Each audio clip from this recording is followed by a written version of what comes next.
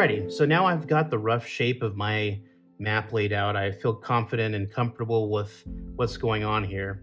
I've been thinking a lot about where I want certain places or points of interest on my map to be located.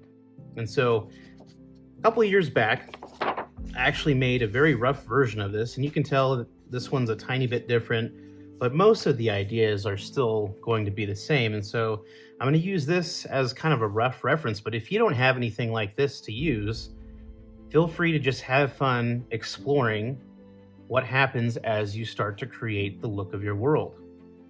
So for me, this giant rift that goes through the center of my map splits Salmara and Nixvaris into two very different lands. The section in the middle here, where Everdusk used to be, was an ancient city, and because of the war between these two people many years ago, this entire section of land, the Ashen Lands, is essentially uninhabited now. But I'm going to go ahead and just start lightly penciling in where I want certain points of interest to go.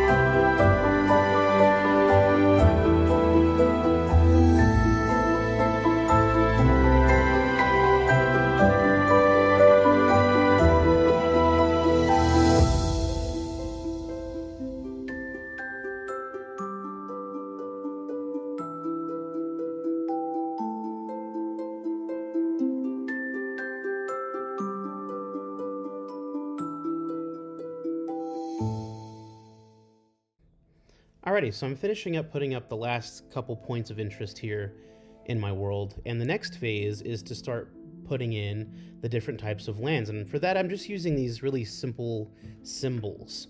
And so the southeast quadrant here is mainly desert and dunes, kind of hot and arid and dry. Then you'll see I'll put in some other symbols that represent maybe some farmland or some areas where crops can be grown, maybe more fertile areas at the base of the mountains. And then to the north, you'll see me put some more symbols that represent, snowy tundra areas and snow-capped mountains. I didn't just come up with these symbols on my own, although you can.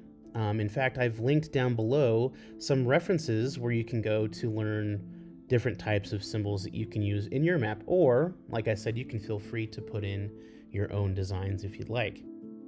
So after I finish putting in my points of interest and all the symbols for the different types of land around my map, the next phase is to start outlining the land masses themselves. The reason I'm doing this is because I want to add a little bit more visual interest around the land masses so that it differentiates from the water. You can do this in a few different ways.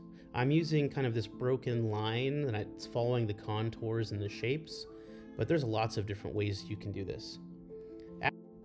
Alrighty, once we've gotten our map to this point, the next step in this process is either taking coffee or tea and staining the paper. So what I have here is just some really super cheap kind of off-the-shelf coffee. I've mixed it up with some water, and I'm just trying to change the color of the paper in this first initial pass. So you'll see here in this video,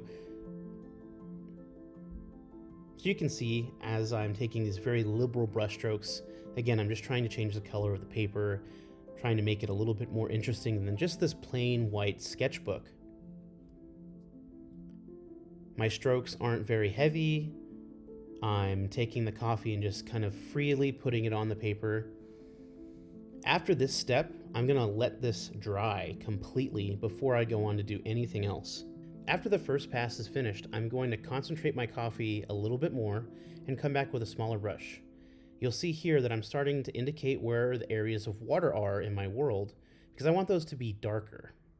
It'll help separate and bring contrast into the map so that your land masses really stand out against this darker water area.